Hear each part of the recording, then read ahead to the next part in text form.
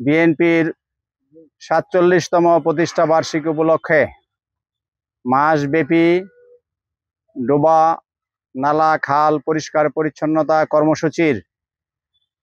যে ঘোষণা করেছিলেন বিএনপির সংগ্রামী ভারপ্রাপ্ত চেয়ারম্যান, বাংলাদেশের আগামী দিনের ভবিষ্যৎ, তারুণ্যের অহংকার জনাব তারেক রহমান, ২ সেপ্টেম্বর বিএনপির সংগ্রামী মহাসচিব, অত্যন্ত জনপ্রিয় জননেতা, পরিচ্ছন্ন রাজনীতিবিদ, আমাদের সকলের প্রিয় মির্জা ফখরুল ইসলাম আলমগীর সাহেব, উত্তরা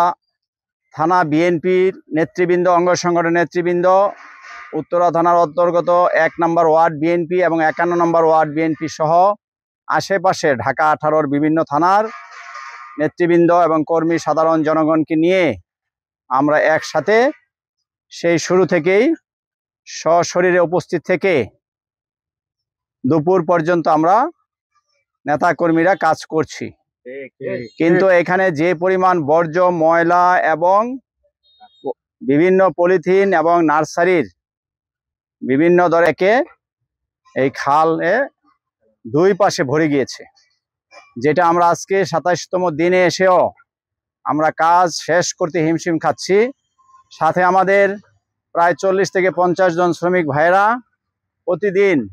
সকাল থেকে বিকেল পর্যন্ত তারা কাজ করছেন, তাদেরকে আমরা সহযোগিতা করছি। কিন্তু আমরা সরকারের কাছে আবারও রাজুকের সম্মানিত চেয়ারম্যান এবং পূর্ত উপদেষ্টা সম্মানিত জনাব আদিলুর রহমান সাহেবের কাছে আমরা অনুরোধ করব, এই উত্তরার সমস্ত লেক আপনারা এটা পরিষ্কার করে খনন করে ২ পাশে গাছ লাগিয়ে এবং মানুষকে বসার উপযোগী করে আপনারা গড়ে তুলুন।